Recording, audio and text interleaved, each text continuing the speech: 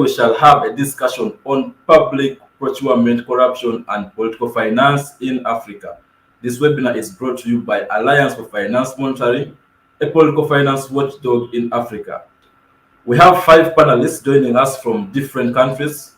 They will be sharing with us their perspectives on the topic based on how things transpire in their respective countries. Allow me to introduce these gallant ladies and gentlemen. I will start with Mr.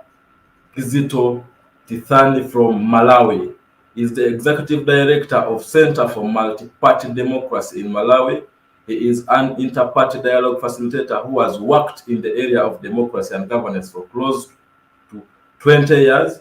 He has spent the last 15 years working exclusively with political parties before getting involved with work in the political arena. Tithani worked in the area of social justice and human rights. His other interests are in voice and accountability elections and the interface between politics and development. Tithani holds a degree in public administration from University of Malawi and a master's degree in public administration and development from University of Witwatersrand. The next panelist is Miss Harriet Wachira from Kenya. Currently, she works as a programs coordinator on policy, legal, and institutional framework at Transparency International Kenya. She has over 14 years experience in social research with 7 years specific to governance and anti-corruption in Kenya and East Africa. She also sits in the technical committee of Open Government Partnership Kenya and leads the implementation of the commitment on beneficial ownership transparency.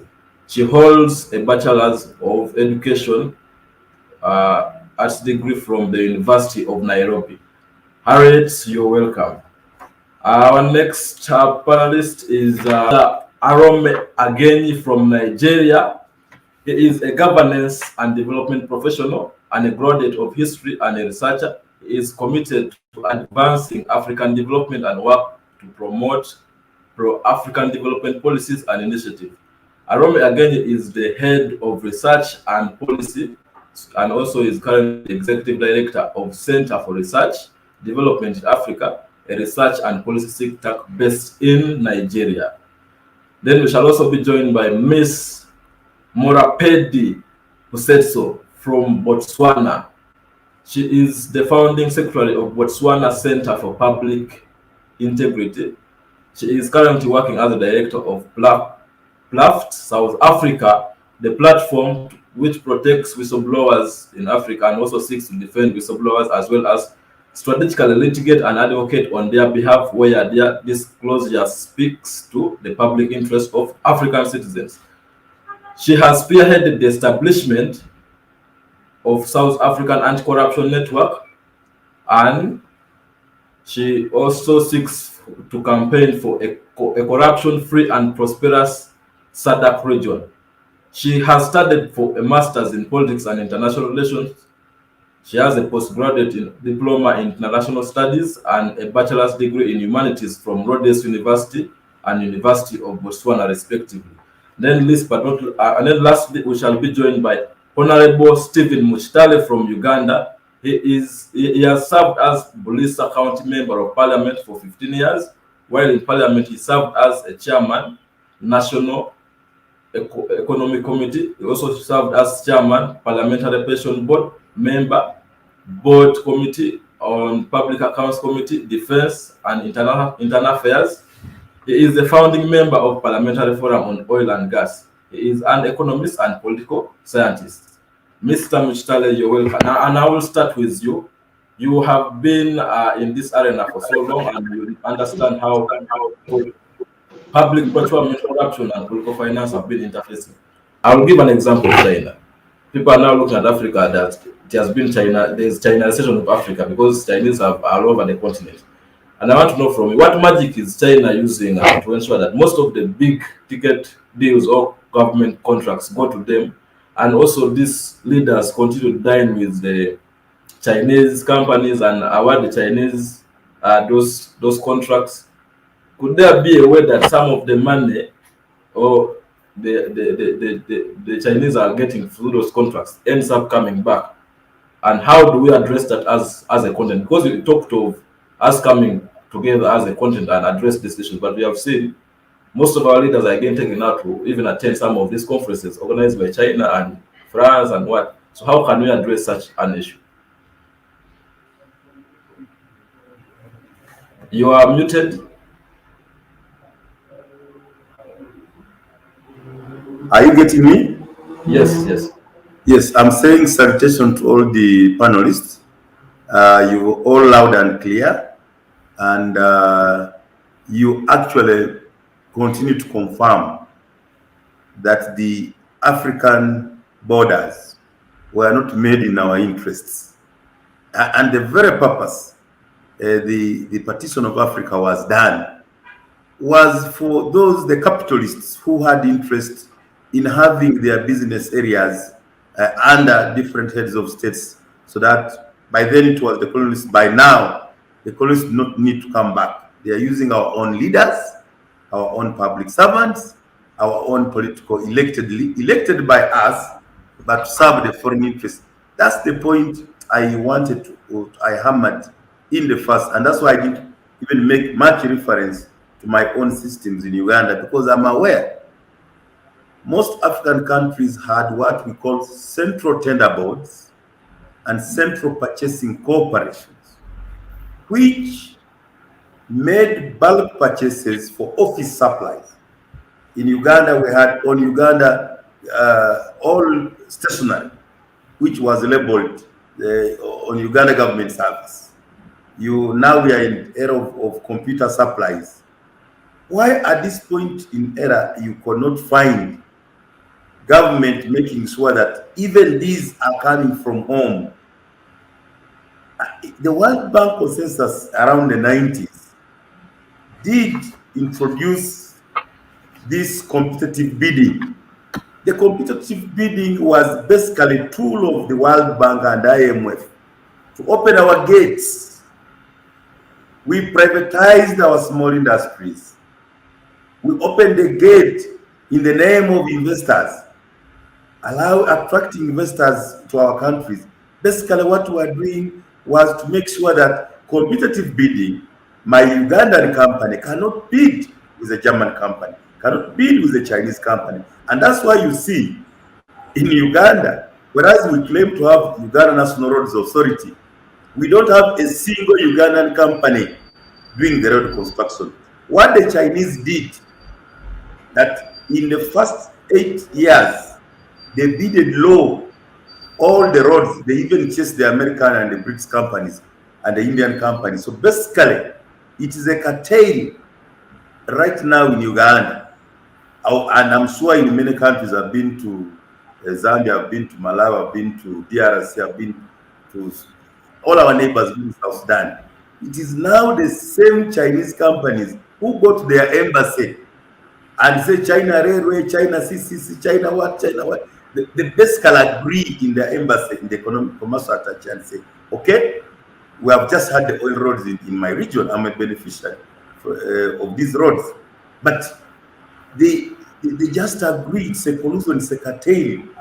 And for me, this is where I want us to look at, that we're better off improving our own central tender boards and central purchasing corporation than opening ourselves completely to the multinationals in the name of competitive bidding under the public procurement and disposal. We've tried even to make amendments to these laws in Uganda, but with very little success. Now, what is happening right now?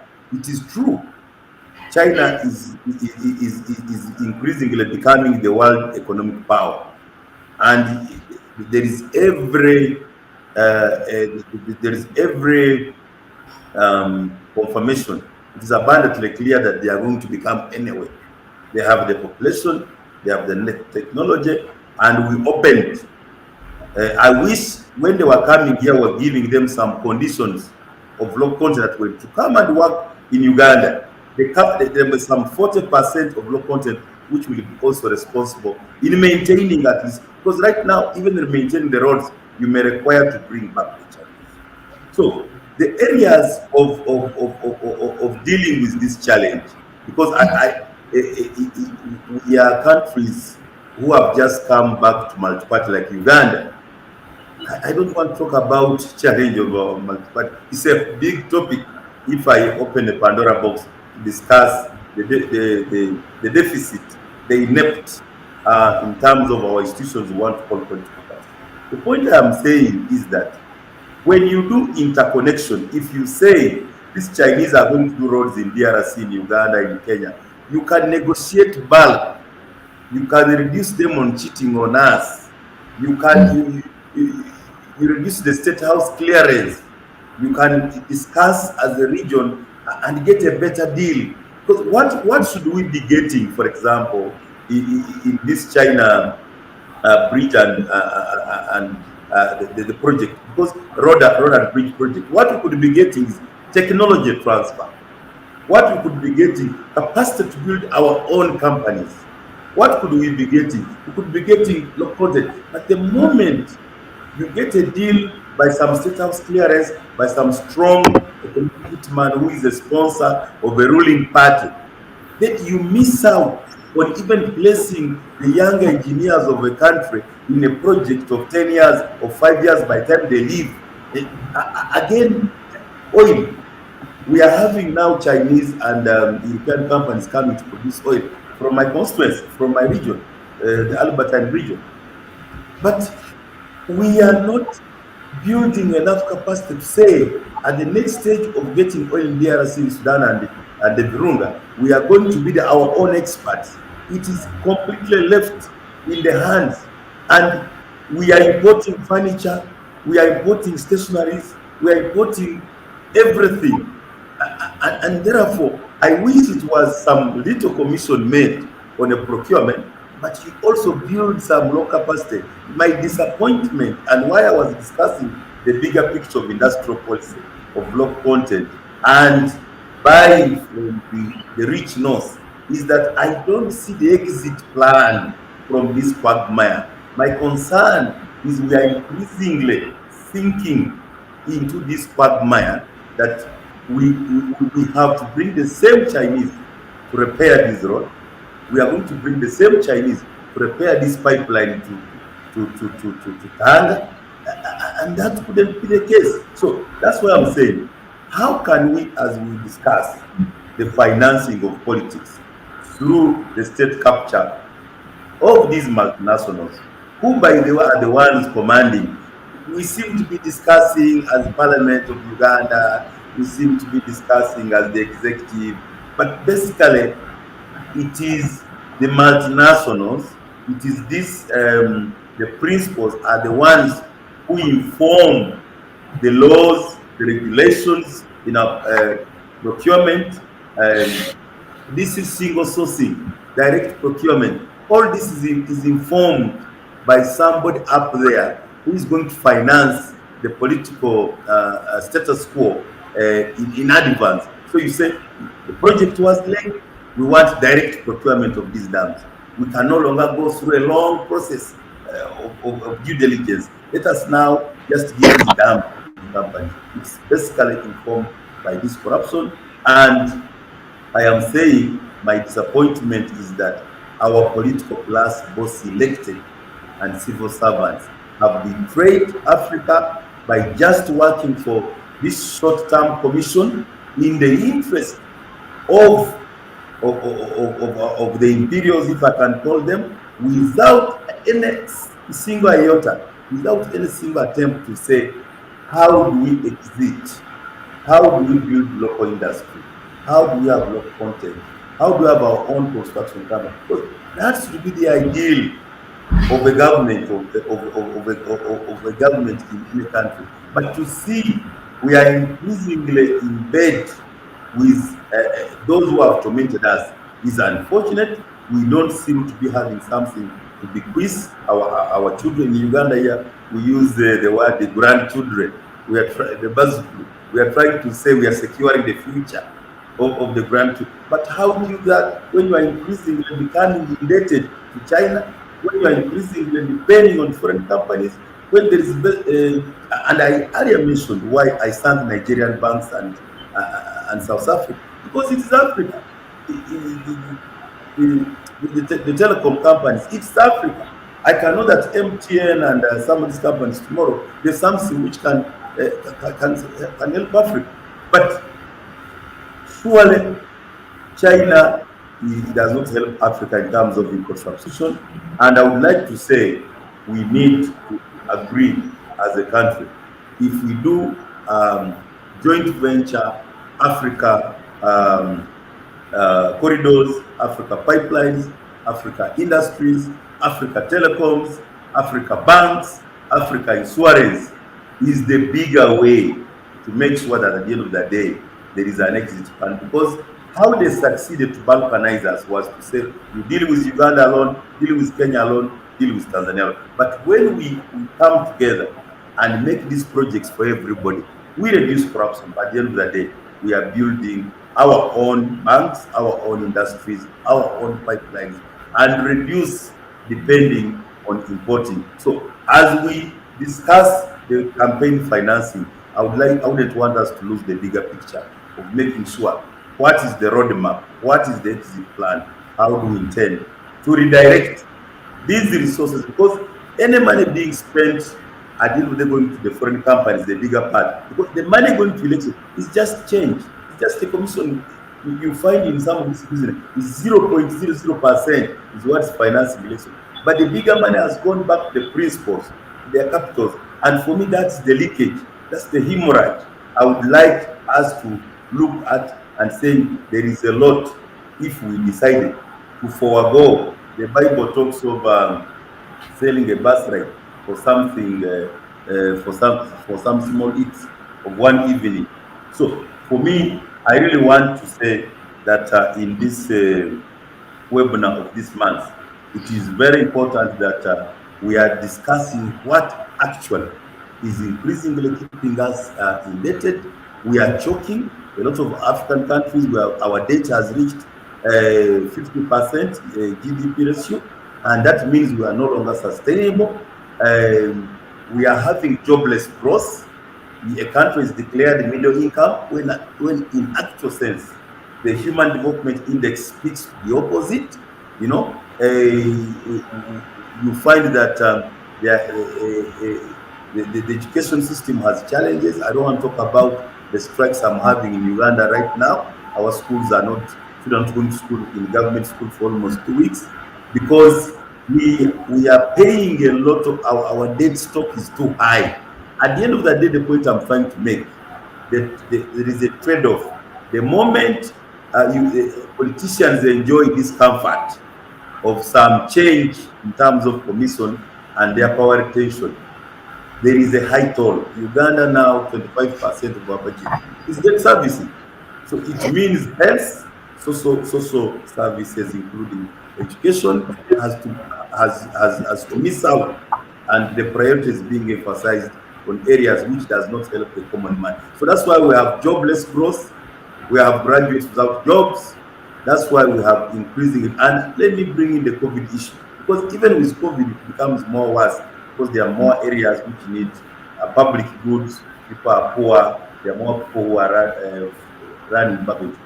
So I would like to emphasize that at the end of the day, it's not sustainable for those who think getting some being commission agents and being in collusion with the multinationals as they fix contracts for themselves is going to, it's not sustainable. At the end of the day, you're going to make your country more dependent. I am not opposed to interdependence. I'm not opposed to, I would want us to build a self-sustained Great Lakes, East Africa, African economy and promote intra-Africa trade. Let us buy from within Africa, create jobs within Africa, and that's when the people will also, the civic competence can be built, and we are able to engage. Right now, when our people are poor, we can't even engage the political system. We can't engage the political class, and that's why I'm calling it a betrayal. So I commend Archfilm and the civil society who are there to speak for the voiceless. This is our area where we need really to make sure that we engage the political system in the interest of the powerless, in the interest of the voiceless, of the weak, who actually may not even understand what we are discussing right now. So it's a very gigantic problem, but it's doable if we agree to unite as Africa and we engage to make sure that our money at the end of the day is building our own economy for the good of our people. I thank you. Thank you, Honorable. I'll bring Harriet here now. You talked about how some of the electoral laws in Kenya are not being implemented because Parliament has kicked them out. But I have seen that in many of our African countries, the electoral law framework, legal framework, is devoid of provisions that bar private companies that have running government contracts from making campaign contributions, including to the very party in power. Do you think this could constitute one of the fertile grounds for those political parties, those companies, giving political parties and candidates money to campaign now that Kenya is having an election? And I know maybe Kenya also doesn't have this law that bars already companies that have running contracts from making contributions to political parties. What is your take on that? And how can we address some of this? I mean, definitely. What the provision I was citing before in the Political Parties Act that seeks to regulate the amount of money that a single entity or a single individual can donate to a political party is then silent on what happens during the campaign period. In Kenyans, we have this knack. It's like we are inbuilt to try and make things as complicated and as as divided as possible. So the provisions of political party funding are in that Political Parties Act, but then when it comes to political party financing, now we have a different act, and which we have made sure has not been applicable in the last 2 elections since it was enacted. And this is where all these issues come in, because the upshot of that is we do not know who is making donations to political parties, to individual candidates, because this is what this act was meant to do. It was meant to regulate monies for elections. And you can agree with me, most of the funds that are raised by political parties or individuals, a huge chunk of it, 90% of it is spent during the election period. The rest of the electoral cycle, maybe, and the primaries, which of course happen during the tail end of that electoral cycle. So if we do not regulate this funding, how much money can be spent, then it is open season.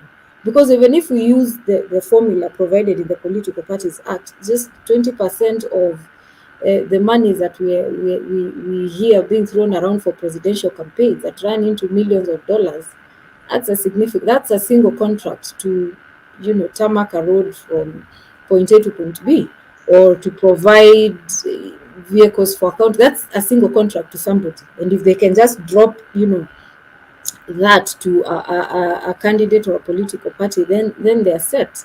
So it's just a matter of strengthening and even making requirements for disclosure, which is also missing, which is what, again, some of these things that this Election Campaign Financing Act was seeking to cure. Disclosing sources of funds, disclosing the amounts that have been, that this, whoever your contributors are, disclosing how much they're giving you. And coupled that, when we couple that with our public procurement laws that are now very progressive and are requiring contract disclosure, we will seal a loophole. So what is lacking? We now know who is getting government contracts. We know their directors, because this is public information, is published. We will start knowing who their beneficial owners are, if they're politicians, and almost always they will be politicians. And now we start making demands for disclosure of political party sources of political party funds or election campaigning funds. Then we'll have sealed that loophole. Unless and until that is done, then the issue will keep recurring. So it's something that we're paying very close attention to. And just to note, the 2022 elections in Kenya are quite unique. They have a level playing ground in terms of who can use the most or who has access to dirty money, as it were. We have an incumbent, a deputy president, a current sitting deputy president, who is going against the ruling party.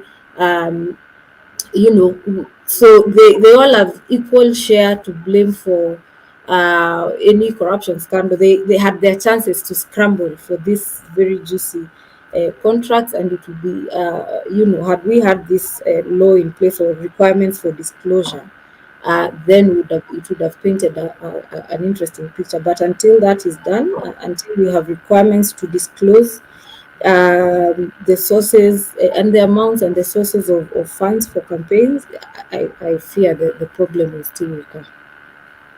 Thank you, Aaron. I want to bring Sizito from Malawi. There's a time when public procurement laws were touted as a magic wand for corruption, but it has turned out that now the men and women in government are using the very laws to add a veneer of legality to their looting. Why is it the case, and what are we getting wrong as Africans? Because we have the laws in place, but the men and women in government are using also the very laws to steal. They have mastered the art of playing around the laws to loot. So what should we do as Africans and as a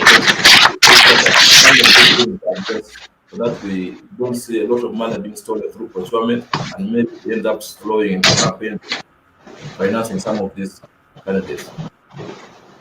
Yeah, thanks. I think it's, as one of the colleagues said, to have the laws in place is one thing, but to see them implemented, I think, is another.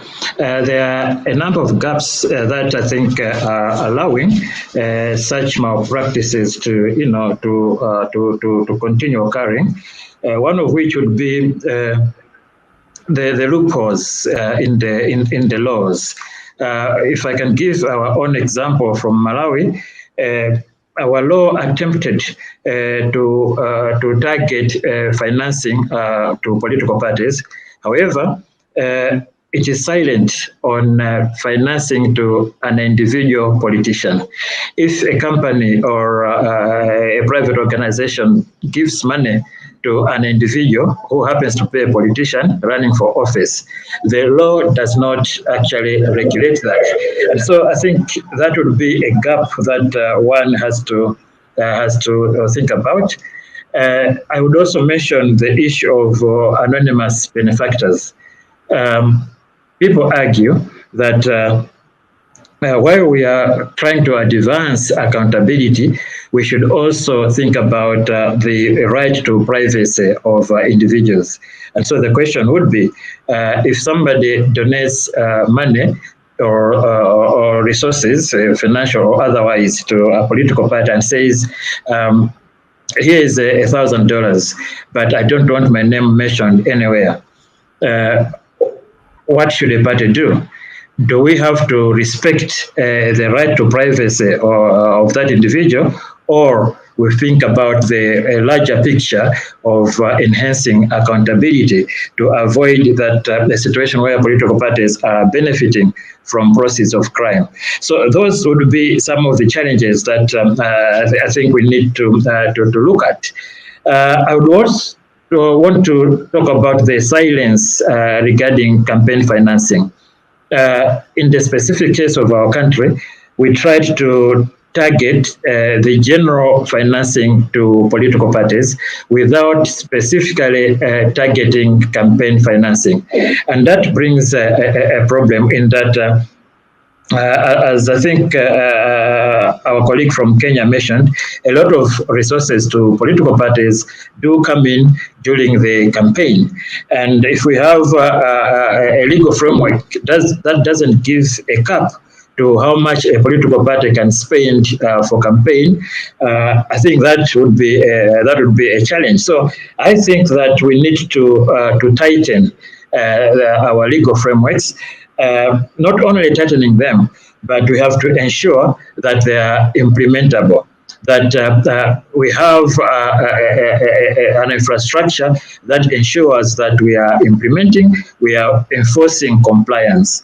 we have, in our case, our political parties act. That, as I said previously, it came into force in 2018. But to date, there is nothing you can point at. It is not being respected, it is not being implemented, and there is impunity. We appear to be powerless in ensuring that we are abiding to the law that we ourselves as a country put in place. So I think that there is quite a lot that we have to do. And the linkages that we have to build, coming to your question, between our procurement laws and our laws about financing political parties. I think there has to be a conversation among us players, the political parties themselves, the politicians, but also procurement specialists and the private sector. How do we ensure that we are all paddling in the same direction? How do we ensure that our different pieces of law are talking to each other to make sure that we don't have loopholes or weaknesses, or I can say the weak points that can be exploited to run away from the obligations that political parties do have. I think there is a problem that is not being addressed well enough.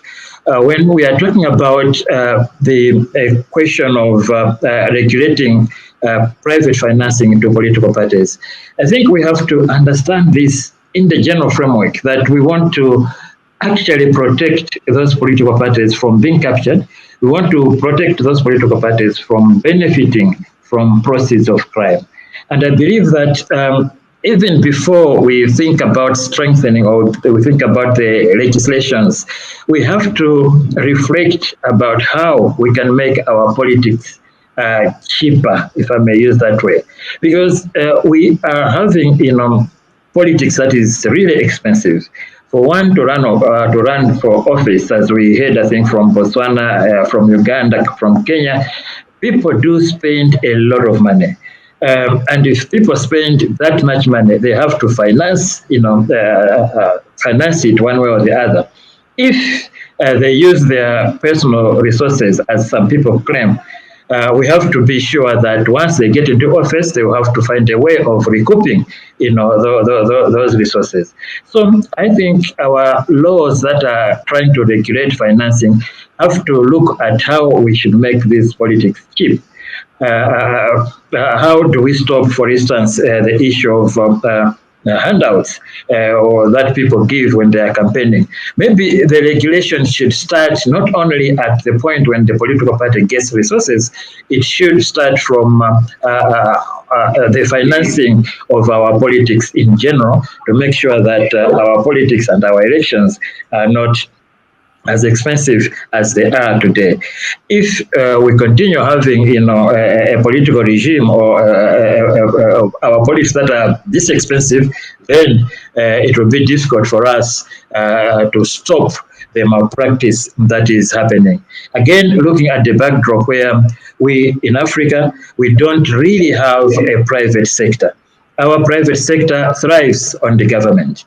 And that linkage is a dangerous linkage because those people in business, for them to survive, they have to win government contracts. For them to win government contracts, they have to give kickbacks to those people who have power to make them win those contracts. So if we can break this vicious cycle, maybe we can begin to make some progress in how we regulate our funding to political parties. I think at this point I should stop there. Thank you.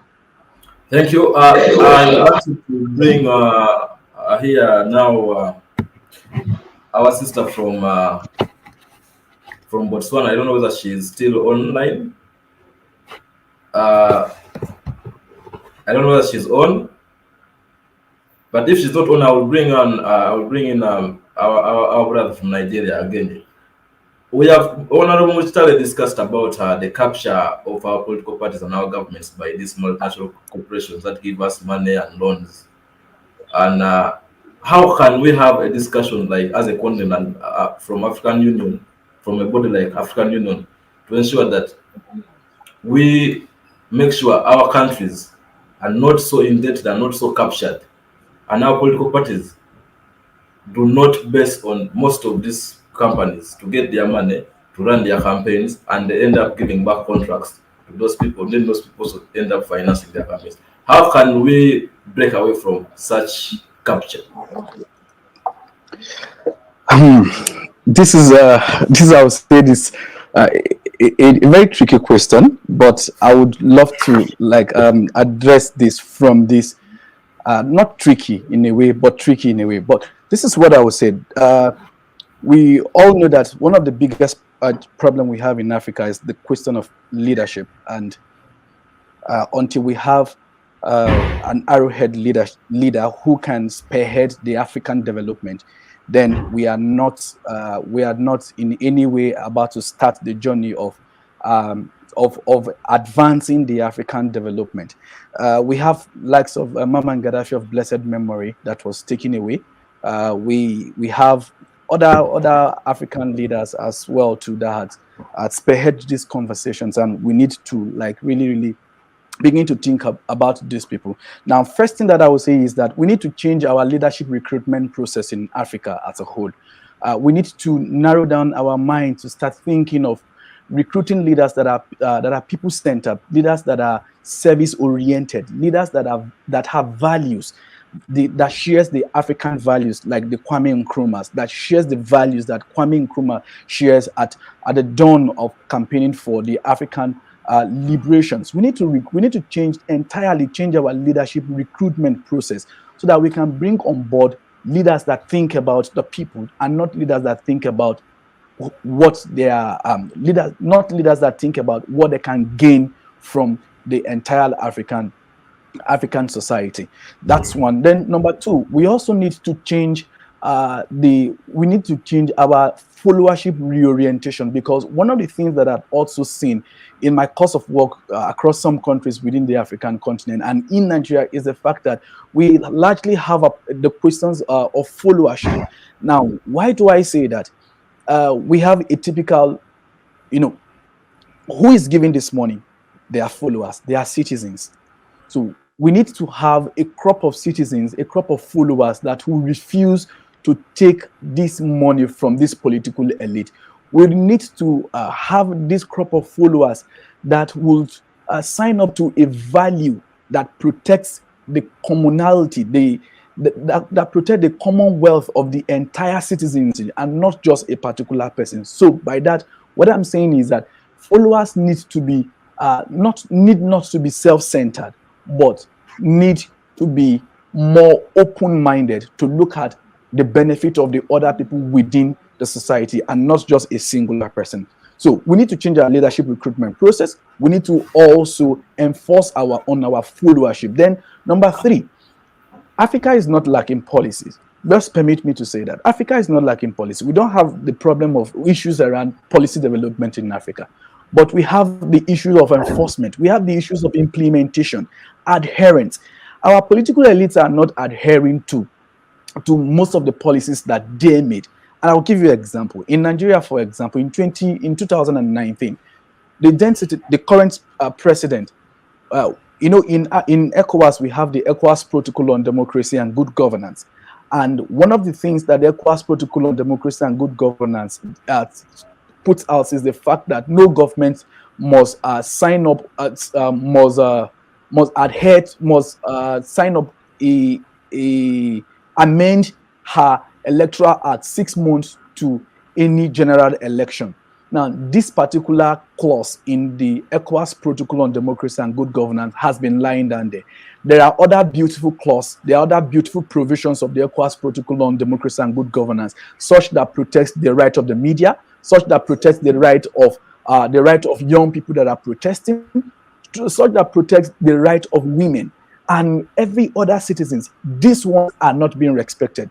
But when it touches on changing the date ascending to the Electoral Act in 2019, that the sitting president knows that the moment he assents to the bill, it will definitely impact on his election in 2019. The president refuses to assent to that particular bill, using the ECOWAS Protocol on Democracy and Good Governance as an excuse. So our leaders are so selfish. So they are aware of these particular policies that are there, but the implementations of this policy is a very huge issue within most countries within the African continent. So what do we then do as civil society organization, as citizens, as individual?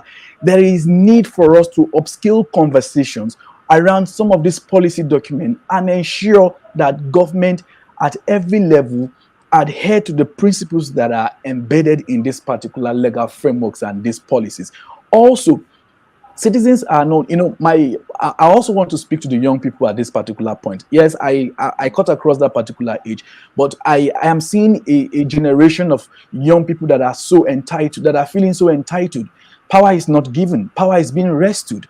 We need to also educate ourselves as young people. We need to know this policy document that exists. We need to know how it protects our right. We need to know how to engage with it. So we need to educate ourselves as young people at every level in order to match up with these political bandits that are out there trying to siphon the future of Africa and the future of every young person in Africa. So these are critical things that we need to do. You will also agree with me that African leaders are not creative. African leaders are not innovative.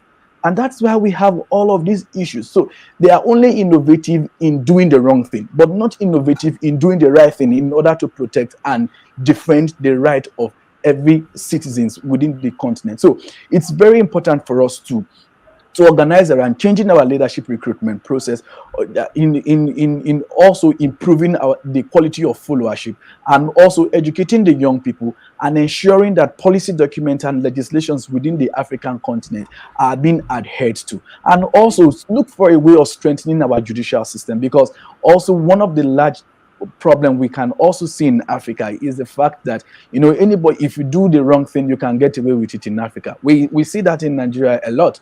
We see people defaulting. We heard in 2019, 2019, where a sitting chairman of a political party says that if you do every wrong thing and you move over to this particular political party, all your sins are being forgiven. So we have a very weak judicial and sanction system. So this also needs to be strengthened in order for us to move ahead as African and create a different development trajectory that makes us independent of the funding that comes from these multinationals and depend on the wealth that is coming from Africa. Because Africa has the mind, Africa has the creativity, Africa has the innovation, Africa has the strength, we have the resources, and we have everything for us to exist as a continent that is not dependent on any other continent of the world. Thank you so much. We are left with only about 18 minutes, so I will give each of us about 3 minutes to wrap up for today. So I will start with Mr. Tethani Chizito. Thank you very much. I want to conclude my presentation by trying to look at another angle that sometimes we tend to forget. It is, I think, most of us have talked about the political leadership, and we've said that I think that's where the backstop, that's where we have a lot of problems. I do agree with that, but I want us not to forget the bureaucracy that works as an enabler to all the corruption, even political corruption that takes place. I'll give you an example of our context here, that the president that we have, the current president, I think on 3 occasions has said about his commitment to ensuring that we are implementing our laws, including the Political Parties Act. At some point, people had put it to him that what would happen if your party would be penalized because it's not complying to the law, or indeed if it is being starved of resources because people are not just giving it. He said that we have to do the right thing. We have to ensure that the laws are working. But you look at the implementation. The people who are working in the public service should also be looked into to ensure that they are implementing the law. I think what happens is that while a lot of blame goes to the politician, who actually, of course, needs the money to run the campaign and whatnot, there are these middle level people in the bureaucracy who also actually ride on the politician, and they do get their personal benefits, and as they are facilitating this corruption. I think on one hand, they are also beneficiaries. On the other, they fail to implement the law because they are second guessing what they think the politician would love them to do. And so you would find some of them being very slow at implementing what the law tells them to do, because they think that their inaction is what the politician would love to see. So I think as we are encouraging the politician to do the right thing, we shouldn't forget the bureaucracy that actually facilitates or would help to solve some of those problems. And I do agree also, finally, on civic educating our people. We do settle for very less, for very little. During campaigns, people do get maybe a packet of sugar, a tablet of soap, and whatnot, and they would sell their vote because of these little freebies. I think that we need to have a comprehensive, public education or civic education drive that would make people not look for these handouts. Let us, show them that these free handouts are actually not free. They are an erosion of public resources that would actually provide for the public services that we all need. And if we can break that cycle, that would be one of the ways that I made reference to, that we should make our politics cheaper. So a focus to the leadership is fine and is good. The focus also should go to the bureaucracy. We shouldn't forget the voter, the citizen, who actually benefits from what they think is free. So I think if we work on all these three areas, we can begin to make, some maybe progressive changes in implementing what we think would be an equitable level of doing our politics. Thank you. Thank you, Mr. Tefan. I'll now go to Harriet, your concluding remarks.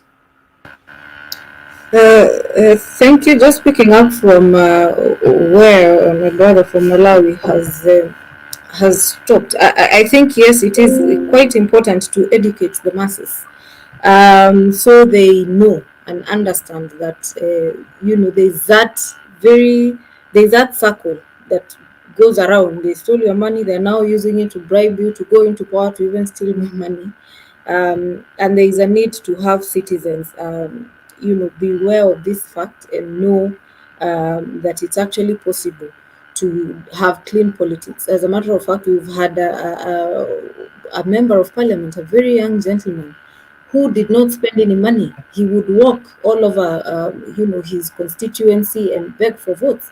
And he spent very little money during his campaigns, and people, were appealed to his ideology and they elected him. So it is possible, and it can be done. I think the other thing I would like to say is it's important that we grow our own solutions to to our problems, and looking at our Election Campaign Finance Act, I think it was borrowed from America, word for word, and we threw it at Kenyans. Then when it came to implementation, we realized, oh wait, there are problems here. Our context does not really match what the American context, and therefore we have issues with the way we can implement it.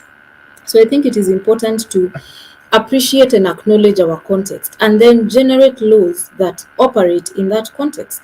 And that is not to say we give ourselves leeway because we are in Africa, things are impossible to do. No, appreciate our culture, our context, and design laws that can operate in that context. It is this is not the time. There was a time when we were looking to the West for almost everything. This is not that time. We have learned, we have the expertise, we have the knowledge, we have the homegrown solutions, and let us implement them. The other thing I'd like to say is I think it's important we take back ownership of our political parties, our political processes. It's in Kenya, it is almost frowned upon to say you belong to a political party. But why, why can't I belong to a political party, be a paying member, influence this political party's ideology, and therefore, be invested in how this political person goes into office and the agenda they take forward, because ultimately it will be my agenda as a member of that political party, and this helps in mainstreaming accountability. So it would be unthinkable for this person who has these very strong people invested in the ideology, in the workings of that political party. It will be impossible for this person to go and misbehave, because the retribution will be swift at political party level. And I feel that aspect misses a lot, and it has left, as our political parties being captured by people with very nefarious interests, as the honorable was saying. We get people that capture our political parties, and therefore could create a situation where the best thing that can happen once these people once these interests fund you to get into power is you perpetuate the nefarious interests to the detriment of wananchi or citizens. So I think it's important for citizens to take ownership of political processes, be invested, and start holding our politicians accountable at that level. At the party primaries, we don't even have regulations for how party primaries are done in Kenya, or nominations are done, because again, it's a political party affair. It's an elite group of people that does that. So it is high time we then came back and got interested in our political parties, devised an agenda, and perpetuated that agenda, and held our political parties or our politicians that are torchbearers for this agenda, hold them accountable at that level, and we'll begin, I strongly believe, we'll begin to see a change in the way our governments are run. Thank you. Thank you so much, Harriet. We'll now go to Mr. Agenye. Your concluding remarks. Okay, thank you very much. I would want to conclude by saying Africa is the best continent in the world, if you would allow me to say that. Africa is the best continent in the world. Africa has what it takes to solve its problem. Africa is blessed with the human resources. But what is needed for us to do as African is, how do we optimize this?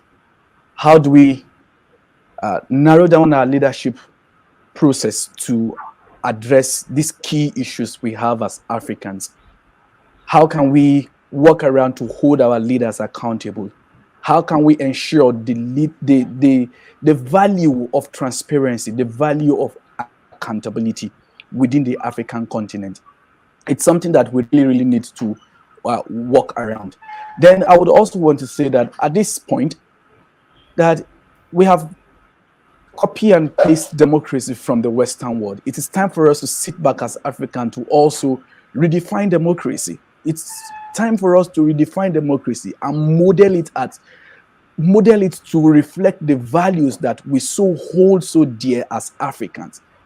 Everything that the white man is giving us as democracy might not be what it is as democracy. We still have countries that are still practicing the monarchical system of government. We know how strong the British Queen, whatever, the royal seats of the British Kingdom. We see how strong it is, how strong influence it has on the entire British political system. Do we also want to start having conversations around redefining African democracy to suit what our values as African, what our culture is as African, what we know, the values we so dear, what we cherish as African, so that we don't copy everything that the white man is giving to us. It makes us slave to them in a way. So we need to reorientate, we need to remodel and redefine our political culture as well to also suit the need of Africans. Then we also need to start speaking to citizens, just like every other person on this platform had also spoken about. We need to start talking to citizens. We need to start talking to the young people. We need to start talking to the women. We need to start talking to everyone that is African, that it's time for us to wake up and take Africa, because we need to create an Africa that is for African. The African dream is not a dream that the white man will help you to, to help you to actualize it. It is for us African to lead that particular campaign and deliver Africa and ensure that Africa is liberated from the holes of colonialism, of neo-colonialism, and ensure that we have an Africa that is developed for African. So at this point, I would say that Africa needs to live for African. Africa need not to be self-centered. Africa needs to subscribe to a value that is people-centered, that is African-centered, and not a value that ensure to enthrone neo-colonialism. So at this point, I will leave it at this point, and I will say Asante Sana to ACFIN and every other member of this particular platform for this afternoon. Thank you very much. Asante Sana. Honorable, I will now give you to be the last, since our guest is not on, so you can give us your concluding remarks as we close. Yes, thank you so much, ACFIN, and those online. The century belongs to Africa. Africa is the emerging economy. If we can fight the balkanization, we have a very big market. We want to have a very big population, and therefore we could actually deal with all our challenges and benefit from the demographic dividend. So let's do everything to make sure that we make Africa what we want to make it be. Clearly, we are all saying that being in power means a lot. And I am an advocate of national dialogue here in Uganda. Because whereas I'm a pluralist, I don't believe in winner takes all. What is making it a do or die for these procurements and for these elections is because when you are in government, you are the clearinghouse. When you're not in government, you are out. It's not even an African culture that some side of the family is eating when others are not. Can we learn to have some semblance of proportional government? Whether you have 60% and another one has 40%, you are all in government. That will stop it to be a do or die. Because with the winner takes all, the president is a demigod. And I don't want to go into the details of Uganda, where we not necessarily came to power using an election, where there were other means of coming into an election, and the deficit of our political parties anyway.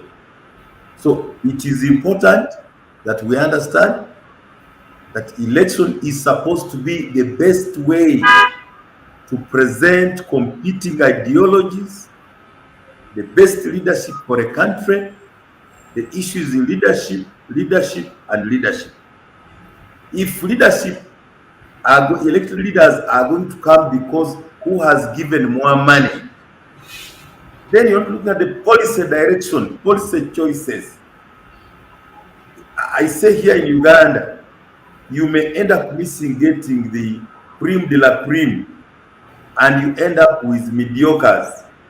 Because the moment it becomes a money issue, it is no longer competition and merit. And you're not allowing people to have the choice, informed choice. Because if one party, if a ruling government has all the media, is using the national budget to prepare for its campaign, then what do you expect the opposition to offer if, like in Uganda, they are permanently in opposition for the last 35 years? So these are things we must engage realistically and understand the perspective within which we are talking. So I don't support winner takes all. And I did predict this in Kenya in 2005 in Nairobi at Amref, when the group of the late Kibaki were celebrating, and I told Professor Nyong, where are the other guys of Kanu? Where are they now? And you saw what happened in Kenya in 2007 and 2008 with the Kivutu election, when the election could not be accepted. And they went into a national dialogue. And Kenya has since had a very good constitutional amendment, which for me, from a Ugandan point, I admire. you reduce the powers of the president. You reduce, the president doesn't have to appoint everybody. Very many people now in Kenya have to go for competing for posts. And also the executive doesn't have to be elected. So that will also increase the issue talked earlier. Where is the bureaucracy? The bureaucracy should be the institution memory. The bureaucracy should not be so partisan. So if the bureaucracy comes from the best on merit and competition, is one way of guaranteeing that the country is going to be run on the right procurement policies and interpret the regulations and look into the other side of the economy of making sure you control the debt, is making sure that you have institutions working for the country. But right now, what happens in a scenario of winner takes all, even the bureaucracy has to do what pleases the ones who are of the eating, because it means even your job is online. So it will affect the public service, the functionality of the public service. It will kill the institutions. You end up with the parliament, which is an extension of the executive, like in my case. And that's how we should fight the issue of money being the maker of who is the next president, who is the next member of parliament. It is very important that our citizens make choice of who is the best leader in terms of what they present as the solution to the problems of the country, but not the one who financed most the election, because it is increasingly taking that direction. And that's why there is a risk. We have terrorism going on. What if mafias tomorrow and terrorists brought a lot of money on the table? Does it mean they have financed an election? And also we have a case, what I've been talking about earlier. So increasingly, the multinationals, the neocolonists and the imperialists, whoever they give money, you will get an expensive dam, because the guys who are in the government were financed by those who are bringing an expensive dam which is unaffordable, and it becomes a white elephant. You will get challenges in the education system because you did not get the right people to see what is best for the country. So I want to appreciate ACFIM and all those partners who are trying to make sure that election is the best way to bring about leadership. The other archaic way my government came to power is not a constitutional, should be discouraged. But the moment people give up, I'm ending with a point of confidence of citizens, public confidence in elections. We don't have to have a fatigue for people to lose hope and we start going back to the bush like it was in Uganda in 1985. We would want people to have confidence in an election as the most civilized way of bringing about leadership. But when they come into leadership, they should not look at those who did not win as adversaries, but as alternative government which can bring alternative policies, and they should be working together. The Kenyan case I quoted, Kibaki, the late, may his soul rest in peace, ended up working with Odinga as a prime minister, and that's what I did prophesy in 2005, and I think that's what should work, because you will see the extremism, the fundamentalism, the fanatism, which is increasingly coming from those who have lost hope in the electoral process. Those who do not expect to win will bring us more militant, more unconstitutional, and more savage ways of politics. Let us do everything possible to make sure that elections work without money, but in merit and competition, and allowing to build the institution. Because it's the good thing with political parties, they are the only institutions which are created by law to contest for power.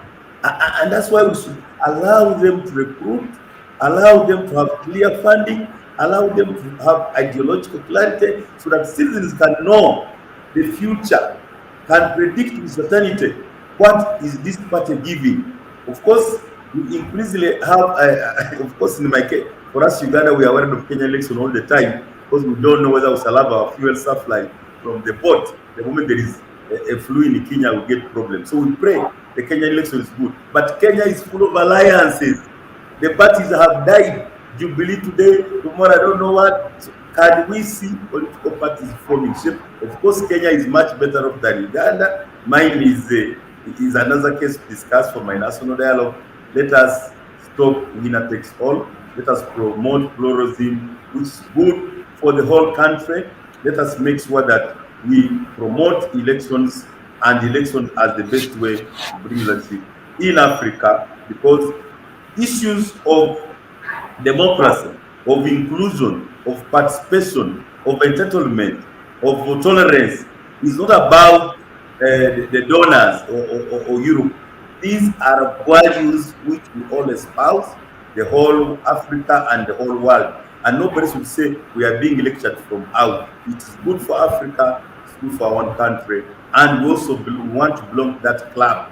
Chogam was just in Rwanda yesterday. If we want to belong to the club of the civilized, we must make sure election is the way to go to bring the leaders for in the interest of our grandchildren. I want to thank you so much and identify with the submission of the colleagues. Thank you so much, Honorable Mustale.